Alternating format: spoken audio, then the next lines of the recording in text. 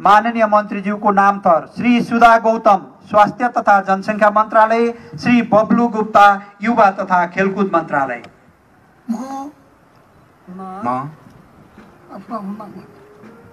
बब्लु गुप्ता नेपालको सार्वभौम सत्ता र राजकीय सत्ता, नेपालको सार्वभौम सत्ता र राजकीय सत्ता, नेपाली जनतामा निहित रहेको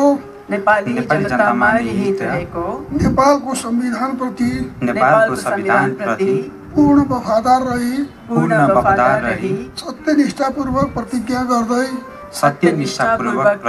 गर्दै ईश्वरको देश र जनताको नाममा शपथ लिन्छु कि मन्त्री पदको जिम्मेवारी प्रचलित कानुनको पालना गरी मुलुक र जनताको भलो छिताई कसैको डर नमानी पक्षपात नगरी पूर्वाग्रह वा खराब भावना नलिई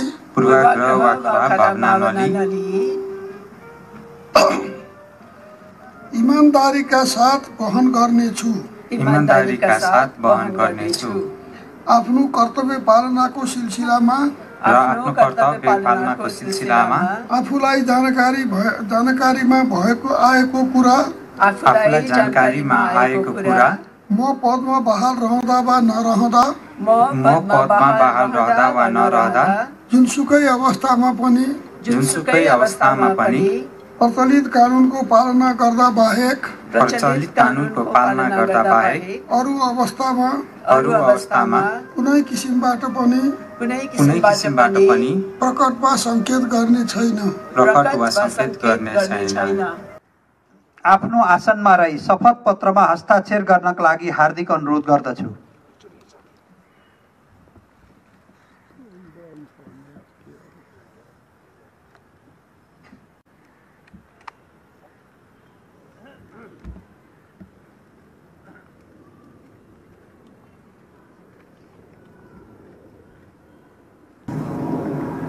राष्ट्रपतिको कार्यालयको तर्फबाट नवनियुक्त माननीय मन्त्रीज्यूहरूलाई हार्दिक बधाई तथा शुभकामना व्यक्त गर्दछौँ। सम्माननीय ज्यूसँग फोटो सेसनमा सहभागी हुनको लागि म नवनियुक्त मान्य मन्त्रीज्यूहरूलाई हार्दिक अनुरोध गर्दछु। सम्माननीय राष्ट्रपति ज्यूको अनुमतिले आजको यस शपथ ग्रहण कार्यक्रम यही सम्पन्न भएको जानकारी गराउँछु। साथै यसपछिको चियापानमा सरिक भइदिनु हुन सम्पूर्ण आदरणीय महानुभावहरूमा हार्दिक अनुरोध गर्दछु। नमस्कार, धन्यवाद। सोही अनुसार छलफल हुने म मन्त्रीज्यूको तर्फबाट र सचिवको तर्फबाट हजुरहरू सबैलाई त्यति जानकारी गराउन चाहन्छु। धन्यवाद। तपाईँ जेनजी पुस्ताको प्रतिनिधित्व गरेर अहिले मन्त्री पदमा आउनु भएको छ होइन? जेनजी पुस्ताको प्रतिनिधित्व मन्त्री परिषदमा भएन भन्ने आवाज उठ्दै गर्दाखेरि तपाईँ 23 र 24 गते 2 दिनै तपाईँ चाहिँ बानेश्वरमा पनि उपस्थित हुनुहुन्थ्यो। यो घटनाक्रममा सबैलाई नजिकबाट हेर्नु भएको छ। अब मुख्य कुरा चाहिँ जेनजीको भावनालाई, जेनजीको मागलाई, घाइते परिवारको आवाजलाई चाहिँ कसरी सम्बोधन गर्नु तपाईँ त्यो राख्नु पर्यो। अब यो कुरामा चाहिँ हामी टिमसँग चाहिँ छलफल गर्छौँ। यहाँ विभिन्न निकायहरू छ।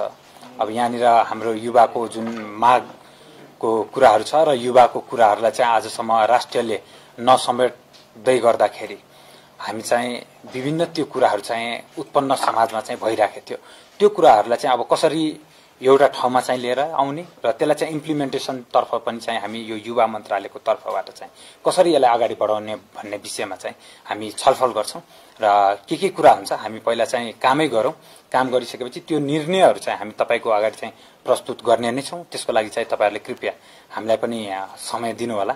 हामी चाहिँ किनभने हामीसँग सर्ट टाइम छ, रिसोर्सेस पनि थोरै नै छ, काम गर्नुपर्ने धेरै छ, डेलिभरी गर्नुपर्ने धेरै छ। त्यही भएर चाहिँ हामी एकतर्फ चाहिँ कामैतर्फ चाहिँ लाग्छ है। खेलकुद मन्त्रालयसँग सम्बन्धित संस्थाहरू जो छन् यसका स्टेकहोल्डरहरू राष्ट्रिय युवा परिषद खेलभन्दा पनि चलखेलमा धेरै लागेका देखिन्छन्। यसलाई रोक्न तपाईँसँग के ठोस योजना? ठिक छ, त्यो विषय हामी प्रस्तुत गर्दै लान्छौँ। हामीलाई काम चाहिँ अगाडि बढाउनलाई दिनु। हामी चाहिँ प्रस्तुत डेवाइज तपाईँहरूलाई चाहिँ के कामहरू अगाडि आउँदो दिनमा चाहिँ हुन्छ त्यो कुराहरू हामी प्रस्तुत गरिहाल्छौँ। अब यसो हजुर अब यसो बोलेर भन्दा पनि पहिला कामै गरेर देखाउँ न। होइन। अब मात्र खालि यो बोल्दो रहेछ, बोलेर त सबै कुरा बिग्रियो भने होइन। तपाईँहरूले अलिकता इन्डोर्स मलाई गरिदिनु भयो भने मैले चाहिँ आफ्नो अनुरूपले चाहिँ टिमसँग चाहिँ सल्लाह गरेर नेपालमा चाहिँ के कुरा फ्लेक्सिबल छ त, हामी त अब आफूसँग भएको रिसोर्स पनि कुरा हेर्नुपर्ने होला होइन। अब हुँदै नहुने कुरा, रिसोर्स नपुग्ने कुरालाई चाहिँ हामी भोलि गएर यो गरिदिन्छु अनि त्यो कुरा भइदिएन भने फेरि पनि त आशा मर्छ नि त। भनिसकेपछि जहिले पनि हाम्रो ग्राउन्डदेखि एउटा चाहिँ प्रश्न के उठिराखेको छ भने जो गयो खालि बोल्ने त हो, कराउने त हो होइन। यो चाहिँ हाम्रो र वर्ड होइन। यसरी बोलिराख्दाखेरि हामीलाई पनि चित्त दुख्छ क्या। त्यही भएर चाहिँ हामी चाहिँ जति सक्दो हुन्छ पहिला चाहिँ काम गर्छौँ अनि कामको कुरा चाहिँ ब्रिफिङ गर्छौँ। नभए चाहिँ के हुन्छ भने गफै गफ मात्र कुराको चाहिँ ब्रिफिङ हुन्छ। हस्, धन्यवाद। यतिलाई तपाईले यो परेर आइलाग्यो कि म यो मन्दिर लिन्छु भनेर ठिक छ।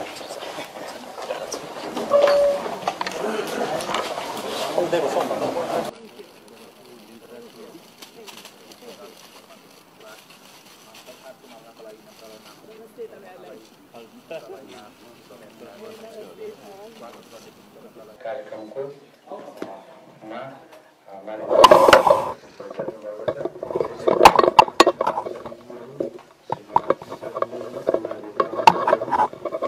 सञ्चारकर्मी साथीहरू र उपस्थित कर्मचारी सम्पूर्णलाई नमस्कार गर्दै कार्यक्रम सञ्चालनको अनुमति माग्दछु। सर्वप्रथम यस मन्त्रालयमा माननीय मन्त्रीज्यूलाई स्वागत गरिदिनु हुन श्रीमान स्वास्थ्य सचिव डाक्टर विकास देवकोटाज्यूलाई अनुरोध गर्दछु।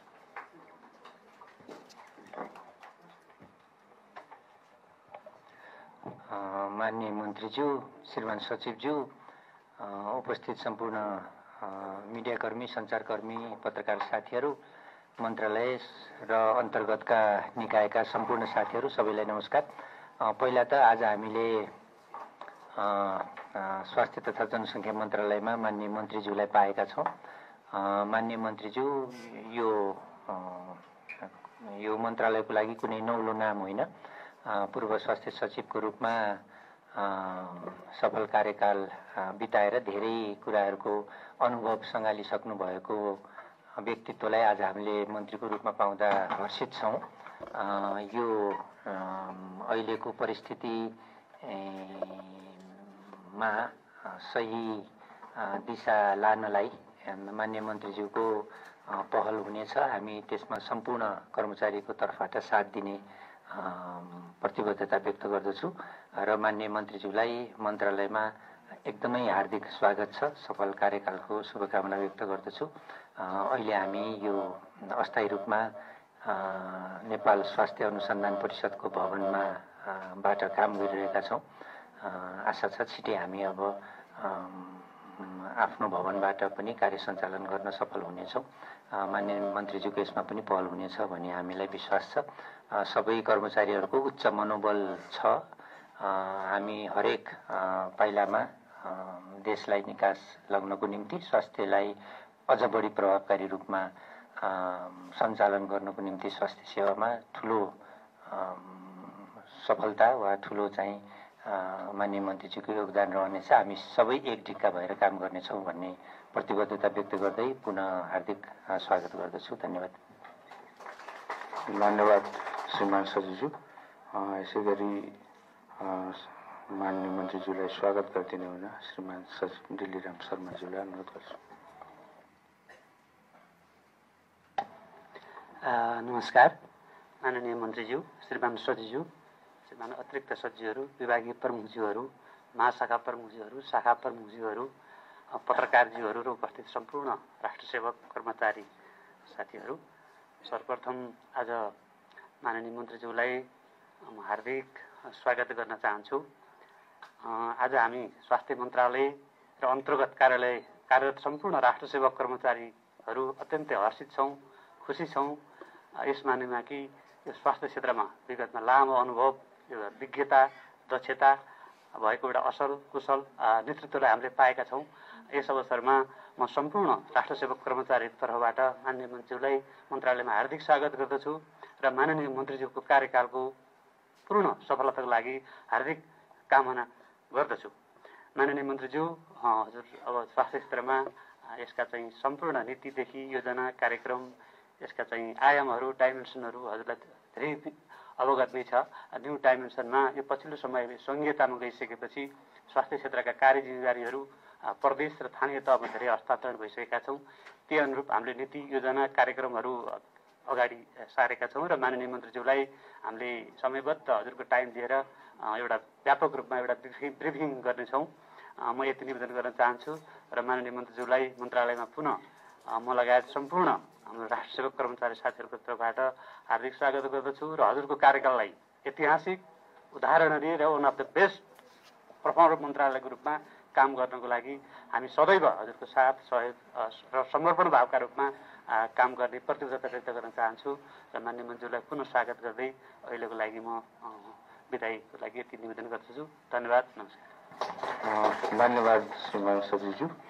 अब हामी परिचय बिस्तारै अर्को कार्यक्रममा गर्नेछौँ र म यस कार्यक्रममा आफ्नो निर्देशन मन्तव्य राखिदिनु हुन माननीय मन्त्रीज्यूलाई अनुरोध गर्दछु।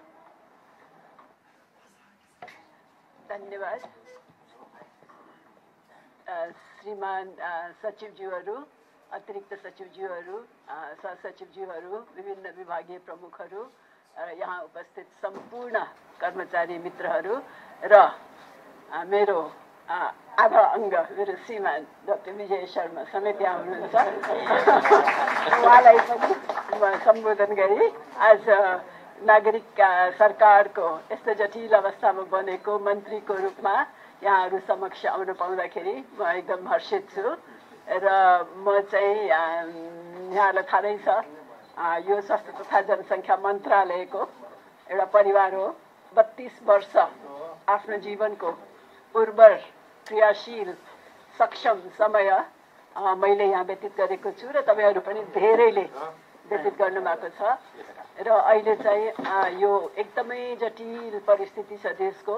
त्यो अवस्थामा मैले कार्यभार सुरु गर्दाखेरि म सर्वप्रथम यो आन्दोलनमा ज्यान गुमाउनुभएका शहीदहरूलाई सादर श्रद्धाञ्जली व्यक्त गर्न चाहन्छु र उहाँहरूको परिवारमा यो अपूरणीय क्षतिका लागि हार्दिक समवेदना व्यक्त गर्न चाहन्छु। साथै विभिन्न घाइतेहरू जो धेरै जसो अझै उपचाररत हुनुहुन्छ उहाँहरूको पूर्ण स्वास्थ्य लाभको कामना गर्दछु र यति भन्दै गर्दाखेरि अब यहाँहरू सबैजना यो आफ्नो व्यस्त समयलाई यहाँ पर्खिबस्नु भएको छ। नयाँ आएको मन्त्रीले के भन्ने होला, हामी कसरी अगाडि बढ्ने होला, सबैलाई देशको चिन्ता छ, सबैलाई देशको माया छ। त्यो बेलामा मैले चाहिँ अलिकति के भन्न चाहन्छु भनेदेखि यो आन्दोलन नै किन भयो भन्नेबाट थालौँ। यसको दुईटा कुरा होइन त मुख्य। एउटा त भ्रष्टाचार बढ्यो, अर्को सुशासन भएन है। यी दुईटा मुख्य माग र यो माग चाहिँ हामीले हाम्रो काम गर्ने बेलामा सबैभन्दा पहिला त्यसलाई नै हामी मुख्य रूपमा हामी एड्रेस गरौँ हरेक लेभलबाट। र हामी म सचिव हुँदाखेरि र तपाईँहरूले अहिले सायद भन्नुहुन्छ होला मुहान सफा भयो भने पो तल सफा हुन्छ भनेर। त्यसकारण हाम्रो अहिले प्रशासनको मुहान, सरकारको मुहान भनेको प्रधानमन्त्रीज्यू, त्यसको मुनि हामी मन्त्रीहरू आएका छौँ र तपाईँहरू सबैजना हुनुहुन्छ। त्यसकारण मुहान योभन्दा बढी सफा हुन सक्ने अवस्था छैन। त्यसमा हामीले प्रमाणित गर्नुपर्ने छ कि मुहान सफा पार्न सकिँदो रहेछ, पार्न सक्छौँ। र मेरो चाहिँ सायद यसलाई निर्देशन भन्नुहोस्, अनुरोध भन्नुहोस् र एउटा साथी मित्रवत रूपमा तपाईँहरूलाई आग्रह भन्नुहोस्, कुनै पनि लेभलमा कतैबाट पनि भ्रष्टाचार भएको चाहिँ सुन्न नपरोस्। भ्रष्टाचार आर्थिक रूपमा पनि हुन्छ र प्रशासनिक रूपमा पनि हुन्छ। हामीले अनावश्यक रूपमा दुःख दिने, लाखापाखा गर्ने, काखापाखा गर्ने यी सबै कुरा पनि भ्रष्टाचारकै अङ्गहरू हुन्। त्यसकारण हामीले चाहिँ त्यो चाहिँ नहोस् भनेर हामीले ख्याल गर्नुपर्छ। तपाईँहरूलाई थाहा होला म यो मन्त्रालयमा सचिवको रूपमा काम गरेँ, 3 वर्ष झन्डै गरेँ। पहिला अलिकति निमित्त सचिव, कामु सचिव हुँदै र भ्रष्टाचारलाई कसरी जुझ्ने भन्ने नै एउटा मेरो मुख्य चुनौती थियो र त्यो चुनौतीमा म सायद प्रशासनिक लेभलबाट जति गर्न सक्थेँ गरे राजनीतिक रूपलाई त प्रशासनले ह्यान्डल गर्न सक्दैन नि, त्यसकारण मैले अलग्गिनु ठिक ठानेर राजीनामा गरेँ। तर अहिले मेरो रोल फेरिएको छ र म राजनीतिक रूपमा यहाँ आएको छु र मेरो प्रशासनका हरेक साथीहरूलाई एउटै अनुरोध हुन्छ कि खरिद प्रक्रियालाई पूर्ण ट्रान्सपेरेन्ट बनाऊ र शून्य भ्रष्टाचार कसरी हुन्छ, हाम्रो त्यसमा मूल्याङ्कनदेखि लिएर हरेक कुरा हामी कसरी गर्छौँ त्यसलाई चाहिँ हामी एकदम विशेष रूपमा चनाखो रहौँ भन्ने मेरो यहाँहरूलाई सबैलाई अनुरोध छ। दोस्रो कुरा रह्यो सुशासनको। अब सुशासनमा चाहिँ हाम्रो मन्त्रालय र यो सङ्घको मात्रै होइन कि प्रदेश र स्थानीय तहका मन्त्रालय, स्थानीय तहका सरकारहरूको पनि एउटा ठुलो चुनौती भनेको के छ भने जनशक्तिले भ्याएसम्म जानेसम्म गर्ने हो। त्यो भ्याउन र जान्नलाई पनि त्यहाँ ग्यापहरू छन्, दरबन्दीमा ग्याप छन्, पोस्टिङमा ग्याप छन्, रिटेन्सनमा ग्याप छन्। ती सबैलाई हामी कसरी सुधार गर्न सक्छौँ भन्नेतर्फ हेरिराखौँ र भएका स्रोत साधनको कसरी सदुपयोग गर्ने भन्नेतर्फ हामी सबैजना चनाखो हौँ। यो दुईटा कुरा चाहिँ सबैभन्दा पहिला मैले यहाँहरूलाई राख्न चाहन्छु है। त्यसपछि अब प्राथमिकता के हुन्छ तपाईँको भनेर मलाई विभिन्न पत्रकार मित्रहरूले सबैले सोधिराख्नु भएको छ र त्यसको लागि र यहाँ उपस्थित सम्पूर्ण पत्रकार साथीहरूलाई पनि अघि मैले सम्बोधनमा छुटाइछु, त्यसको लागि मलाई क्षमा गर्नुहोला। यहाँहरू सबैलाई पनि म सम्बोधन पनि गर्दै र यहाँहरूको उपस्थितिको लागि आभार व्यक्त गर्दै के भन्न चाहन्छु भने मैले चाहिँ एउटा त मानसिक स्वास्थ्यको विषयलाई प्राथमिकतामा राखेको छु। अहिलेको देशको वर्तमान परिस्थिति हेरेर मानसिक स्वास्थ्य ठुलो चुनौतीको रूपमा देखा पर्न थालेको छ, त्यसलाई सम्बोधन गर्ने। अब त्यसका डिटेलहरू हाम्रो प्राविधिक टिमले वर्कआउट गर्नुहुनेछ, त्यो एउटा छ। अर्को चाहिँ मैले हेर्दाखेरि जनजी आन्दोलनका जो परिवारहरू हुनुहुन्छ उहाँहरू शहीद हुनुभएको छ, शहीद भएका परिवारहरू, त्यो परिवारमा एउटा भनौँ न भविष्यमा कमाएर पाल्न सक्ने अथवा खर्च जुटाउन सक्ने छोरा या छोरी नरहेको अवस्थामा त्यो घरको आर्थिक अवस्था त अलिकति कठिनाइपूर्ण नै हुन्छ जस्तो मलाई लाग्छ। त्यसैले चाहिँ शहीद परिवारको लागि निःशुल्क स्वास्थ्य बिमाको व्यवस्था गरौँ भन्ने चाहिँ मेरो सोच रहेको छ। यसको लागि म अर्थ मन्त्रालयसँग समन्वय गरेर बजेटको निकासा गरेर शहीदका परिवारको लागि निःशुल्क बिमाको व्यवस्था गर्न चाहन्छु र अहिले हाम्रो आन्दोलनका घाइतेहरूलाई चाहिँ सरकारले निःशुल्क सेवा उपलब्ध गराइराखेकै छ। त्यो निःशुल्क सेवा क्रमशः दिइ नै राखिनेछ जबसम्म उहाँहरू पूर्ण रूपमा सन्चो हुनु हुँदैन र उहाँहरूको चोटपटकको वर्गीकरण कसरी भइराखेको छ त्यो मैले अब हेर्नुपर्छ मन्त्रालय आएपछि र त्यो चोटपटकको वर्गीकरण अनुरूप उहाँहरूले पाउने क्षतिपूर्तिहरू त्यो सबैको के कसो भएको छ त्यो मैले बुझेर त्यसको व्यवस्था गर्छु। त्यसमा चाहिँ म 62-63 को जनआन्दोलनमा मैले नै त्यो चोटपटकको वर्गीकरण गरिदिने र उपचारको समन्वय गरिदिने त्यो संयोजकको जिम्मेवारी वहन गरेको हुनाले त्यसको मलाई अनुभव पनि छ, त्यसको हाम्रो क्राइटेरियाहरू पनि छ। अब अहिले मन्त्रालयमा पनि एउटा टिमले त्यसको काम गरिरहेको छ भन्ने मैले बुझेको छु। त्यसलाई म अझ हेरेर त्यसमा केही कमी कमजोरी छन् भने त्यसलाई सुधार गर्ने, छैनन् भने त्यसलाई निरन्तर चलाउने तर्फ त्यो जानुपर्छ भन्ने मेरो भनाइरहेको छ। अनि अब म त स्त्रीरोग प्रसुति विशेषज्ञ, त्यसमाथि पनि महिला यहाँलाई थाहा नै छ र हाम्रो जनसाङ्ख्यिक सर्वेक्षणको प्रतिवेदन हेर्दाखेरि हाम्रो मधेस, कर्णाली, सुदूरपश्चिम, लुम्बिनी यही प्रदेशहरूमा चाहिँ मातृशिशु मृत्यु दर उच्च रहेको छ अन्य प्रदेशको तुलनामा। त्यसकारण हाम्रो एउटा कमिटमेन्ट चाहिँ के हो भनेदेखि हामीले चाहिँ हाम्रो लोकतन्त्रमा हामीले कमिट के गरेका छ भने इक्विटेबल समानुपातिक रूपमा हामीले हाम्रा स्रोत साधनको पहुँच बढाउने र कसैलाई पनि उपचारबाट वञ्चित नगर्ने भन्ने किसिमको कुरा छ। त्यसकारण त्यो वञ्चित समुदायमा हामीले विशेष जोखिममा रहेका लक्षित समुदाय कुन कुन हुन्, त्यो प्रदेश अन्तर्गत पनि कुन जिल्लामा बढी मातृमृत्यु शिशु मृत्यु देखिएको छ र कुन ठाउँमा देखिएको छ, त्यसको लागि तीनै तहको सरकारको समन्वयमा हामीले चाहिँ विशेष कार्यक्रम चाहिँ त्यहाँ सञ्चालन गर्नुपर्छ, त्यो हामी गर्न चाहन्छौँ। र मेरो अर्को इच्छा चाहिँ के छ भनेदेखि शहीद परिवारबाट नै हाम्रो स्वास्थ्यको यत्रो हामीसँग प्रोग्राम्सहरू छन्, चाहे त्यो CMA लगायतका प्रोग्राम होस् या प्याथोलोजी होस् या फिजियोथेरापी होस् अथवा HAहरू होस् अथवा नर्सिङ होस्, डाक्टर होस्, विभिन्न छन् नि हामीसँग समुदाय। आयुर्वेदमा धेरै छ, फार्मेसीदेखि लिएर रिलेटेड फिल्डहरू थुप्रो छन् र पढाउने संस्थाहरू पनि धेरै छन्। त्यसमा चाहिँ योग्यता पुगेका व्यक्तिलाई स्वास्थ्य सम्बन्धी विषयमा अध्ययन गर्नलाई हाम्रो निजी क्षेत्रको समेत सहभागितामा म चाहिँ केही कार्यक्रम सञ्चालन गर्न चाहन्छु। त्यसको लागि हामीले पहिला त कतिले के को योग्यता पुग्छ, के इच्छा छ र निजी क्षेत्रले त्यसलाई कसरी लिन सक्छ, किन आज थालिदिएर भोलि टुङ्गिने त गर्नु भएन, निरन्तर चाहिन्छ। त्यसकारण त्यसको व्यवस्थापन गर्नेतर्फ म क्रियाशील रहनेछु। र अहिले हाम्रो देशको अर्थतन्त्रको मेरुदण्ड नै भन्दाखेरि यो वैदेशिक रोजगारीमा गएका व्यक्तिहरू हुनुहुन्छ। हामीले देखिरहेका छौँ कतिजना स्वास्थ्यका समस्या भएर मृत्युवरण गरेर काठको बाकसमा फर्किनु भएको छ। त्यस्तो समुदायको लागि हामीले अझ विहङ्गम रूपमा स्वास्थ्य सेवा प्रदान गर्न सकेका छैनौँ।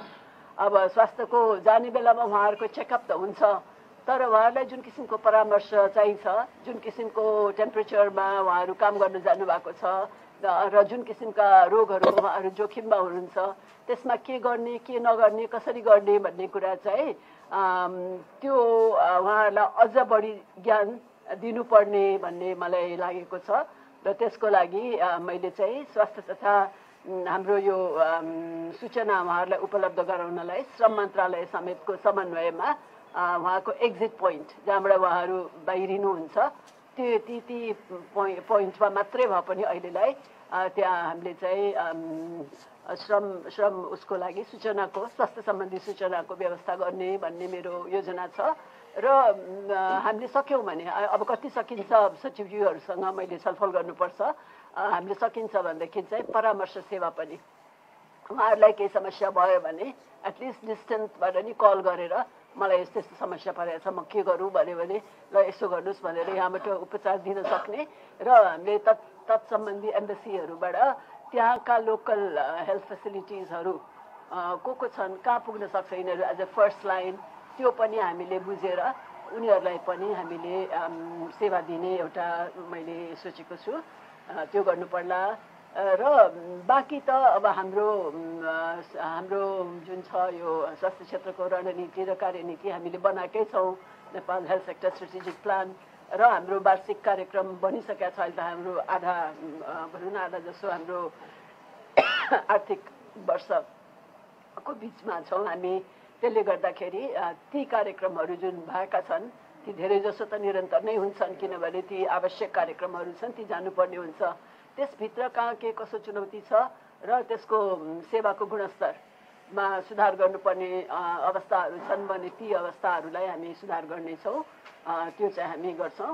र मैले अघि सुरुमा पनि भनेको थिएँ स्वास्थ्य कर्मीकै कुरा सबैभन्दा ठुलो चुनौती चाहिँ अघि मात्रै मेरो शपथ ग्रहण हुने बेलामा पनि हामी लोकसभा आयोगको अध्यक्षज्यूसँग छोटकरीमा भए पनि मेरो कुरा भएको थियो। उहाँले पनि 3टा प्रब्लम मलाई औलाउनु भएको छ। सचिवज्यूले नै पनि दुईजना सचिवज्यूहरूले औलाइसक्नु भएको छ कि हाम्रो कतिपय कुराहरू संसद नभएर अब अड्क्या छ, त्यसलाई त हामीले खुलाउन सायद सक्दैनौँ, तर सर्ट टर्ममा हामी के गर्न सक्छौँ भनेर त्यसको लागि हेर्नुपर्ने छ। तपाईँहरूलाई थाहा छ नर्सहरू धेरै जसो अहिले आन्दोलनमा हुनुहुन्छ, उहाँहरूका सुविधाहरूका कुरालाई लिएर र कतिपय मान्छेहरू आन्दोलनमा नभए तापनि हाम्रो स्वास्थ्य कर्मीहरूलाई धेरै किसिमको मर्काहरू पनि छन्, तिनीहरूलाई कसरी सम्बोधन गर्न सकिन्छ भन्ने कुरा हामीले हेर्नुपर्ने छ। र यो भनौँ न हामीसँग लगभग 5 महिनाको यो निर्वाचनसम्म जाने यो सरकार हो, त्यसमा सबै कुरा आँटेर गर्न सकिँदैन। त्यसकारण हामीले चाहिँ यसलाई एउटा अल्पकालीन, मध्यकालीन र दीर्घकालीन गरेर हामीले योजना बनाउँछौँ। र अल्पकालीन योजना चाहिँ हामी आफ्नै यो 5 महिने कार्य अवधिमा हामी कार्यान्वयन गर्छौँ। मध्यकालीन योजना चाहिँ हामी एटलिस्ट सुरुवात गर्छौँ र र दीर्घकालीन योजनाका चाहिँ हाम्रा चुनौतीहरू के हुन्, त्यसलाई कसरी एड्रेस गर्न सकिन्छ र कसरी अगाडि बढ्नुपर्छ भन्ने एउटा खाका तयार गरेर अब निर्वाचन पछि आउने सरकारको स्वास्थ्य मन्त्रीलाई हामीले ह्यान्डओभर गर्नलाई हामी तयार राख्नेछौँ र यी सबै हाम्रा कामहरू के गर्छौँ भन्ने कुरा चाहिँ हामी एउटा ट्रान्सपेरेन्ट मेकानिजम हामीले डेभलप गर्नुपर्छ। त्यसको लागि कसरी गर्ने भन्ने कुरा चाहिँ यहाँहरूले मन्त्रालयको सिनियर म्यानेजमेन्ट टिमले विचार गरेर त्यसका सुझावहरू दिनुहोला र मलाई यहाँहरू सबै जो यहाँ उपस्थित हुनुहुन्छ अथवा यो आज हाम्रो विभिन्न सञ्चार माध्यमबाट प्रसारित हुने मेरा भनाइहरू सुन्नुभएका व्यक्तिहरूलाई पनि मेरो एउटा अनुरोध के हुन्छ भने यहाँहरूले देख्नुभएको सुधार गर्नुपर्ने चिजको जस्ट एक सेन्टेन्समा यो सुधार गर्नुपर्ने छ भनेर एकजनाले एउटा मात्रै विषय राखेर सुझाव दिनु होला, किन धेरै भयो भने पढिन्छ त्यसलाई काम गर्न सकिँदैन। त्यसकारण एउटा पनि सुझाव आयो भने सङ्कलन गर्दा त निकै नै हुन्छ नि, अनि त्यसलाई हामी प्राथमिकीकरण गरेर तत्कालका लागि के गर्न सकिन्छ भन्ने हामी हेर्छौँ र मन्त्रालयभित्र अलरेडी भएका कार्यक्रमहरू पनि अब मैले अघि भने जस्तै सर्ट टर्ममा के गर्ने 100 दिनभित्र अहिले हामी 100 दिनको एउटा खाका कोरौँ, 100 दिनभित्र हामी के रिजल्ट अहिले कार्यक्रम मात्रै गर्ने होइन कि हामीले रिजल्ट के पाउने, त्यो कार्यक्रमको आउटकम के हुने भनेर आउटपुट भनौँ सर्ट टर्ममा, त्यो आउटपुट के हुने भनेर त्यो देखाएर एउटा वर्क प्लान जस्तो र त्यसमा जिम्मेवारी तोकेर बनाउनु हुन म सचिवज्यूहरूलाई अनुरोध गर्दछु र 7 दिनभित्रमा चाहिँ यहाँहरूले भनि नै सक्नुभयो, मलाई टोटल ब्रिफिङहरू पनि मैले पाउनेछु मन्त्रालयभित्र भएका कार्यक्रमहरूको र त्यस आधारित रहेर र मैले भनेको अघिका प्राथमिकताका कार्यक्रमहरूमा ध्यान दिँदै हामीले 7 दिनभित्रमा एउटा कार्ययोजना ल्याइदिनु हुन म अनुरोध गर्दछु र त्यो कार्ययोजना अनुरूप चाहिँ 100 दिनभित्र हामीले त्यो कार्यक्रम गरौँ र कर्मचारीहरूको मूल्याङ्कन तपाईँहरूलाई होला पहिला भए अब राजनीतिक रूपमा कुन दलको नजिकै कसको मान्छे के मान्छे भन्ने कुराले पनि धेरै प्रभाव पार्थ्यो। अहिले कुनै राजनीतिक दलको पनि प्रभाव हुँदैन, यो नागरिक सरकार हो र कामको मूल्याङ्कन हुन्छ। त्यसकारण तपाईँहरूले गरेको र यो चाहिँ म यहाँ उपस्थित हुनुभएका कर्मचारी मित्रहरूलाई भन्दै पनि देशभरिका सबै स्वास्थ्यकर्मीहरूलाई नै म अनुरोध गर्न चाहन्छु कि कामको मूल्याङ्कन हुने हामी सिस्टम एउटा बनाऊ र त्यो सिस्टमलाई अगाडि बढाउने चाहिँ मेरो तर्फबाट सक्दो प्रयास गर्ने म बाचा गर्छु। यो छोटो समयमा पनि अघि सचिवजीले भन्नुभयो हामी मन्त्रालय साँच्चै नै स्वास्थ्य मन्त्रालय उल्लेख्य काम गर्न सफल छ भनेर हामी एउटा नमुनाको रूपमा देखाउँ भन्ने छ, त्यो मेरो पनि इच्छा त्यही हो।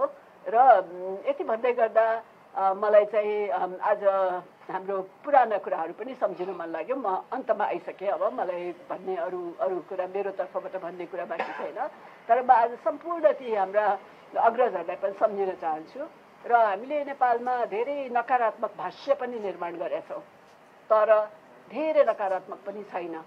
अहिले जन्मिएको भर्खरको बालबच्चाहरूलाई चाहिँ र युवाहरूलाई चाहिँ आफ्नो देशको अवस्था जुन अघि मैले भनेका भ्रष्टाचारदेखि लिएर पुअर गभर्नेन्सदेखि लिएर विभिन्न कारणले र ढिलासुस्ती आदि इत्यादि सेवा पाउन गाह्रो काखा आदि इत्यादिले गर्दाखेरि सोर्स फोर्स नभई काम नहुने, यी सबैले गर्दाखेरि त्यो मनमा एउटा वितृष्णा र आक्रोश आएर यत्रो आन्दोलनको ज्वारभाटा आएको हो। तर हामी जो यत्रा वर्ष 5-7 भयो दशक हाम्रो जिन्दगीको हामीले मन्त्रालय अन्तर्गत काम गर्दै र यो नेपालमा गर्दै हेऱ्यौँ, त्यो हेर्दाखेरि चाहिँ पहिला हामीलाई केही पनि त थिएन, डायग्नोस्टिक पनि थिएन। अहिले नेपालमा हरेक कुराको डायग्नोसिस गर्न सम्भव छ, हरेक कुराको उपचार गर्न सम्भव छ, हरेक कुराको हामी पढ्दाखेरि मेडिकल कलेज थिएन, हामी त बाहिर मागेर पढ्यौँ छात्रवृत्तिमा। अहिले त हजारौँको सङ्ख्यामा डाक्टरहरू बनेका छन्, नर्सहरू बनेका छन्, स्वास्थ्यकर्मीहरू बनेका छन्। त्यसकारण नभएको छैन, भएको छ। तर त्यो भएकोलाई हामीले देखाउन सकेनौँ, हामीले त्यो अनुभूत गराउन सकेनौँ जनतालाई। र त्यो सेवाको सुलभ पहुँच हुने अनुभूति दिलाउने गरी हामी काम गरौँ। यति भन्दै यहाँहरू सबैको बहुमूल्य समय आफ्नो काममा फर्किनुपर्ने समयलाई पनि म यहाँ धेरै अल्झाएर राख्न चाहन्न। यहाँहरूको सबैको उपस्थितिको लागि म हार्दिक कृतज्ञता ज्ञापन गर्दै हामी सबै मिलेर हाम्रो यो मन्त्रालय र सङ्घ मात्रै नभएर प्रदेश र स्थानीय तहका स्वास्थ्य सेवालाई पनि सहकार्यद्वारा हामी एकदमै राम्रोसँग अगाडि बढाउँ र साँच्चै पनि आन्दोलन गर्दाखेरि सबै कुरा भत्ताभुङ्ग त भारै न छ, यस्तो राम्रो रिजल्ट पनि हुन सक्दो रहेछ भन्ने देखाउने यही मौका हो। यो हामी गरौँ भन्ने अनुरोध गर्दै म तपाईँहरू सबैसँग अहिले बिदा माग्छु। धेरै धेरै धन्यवाद।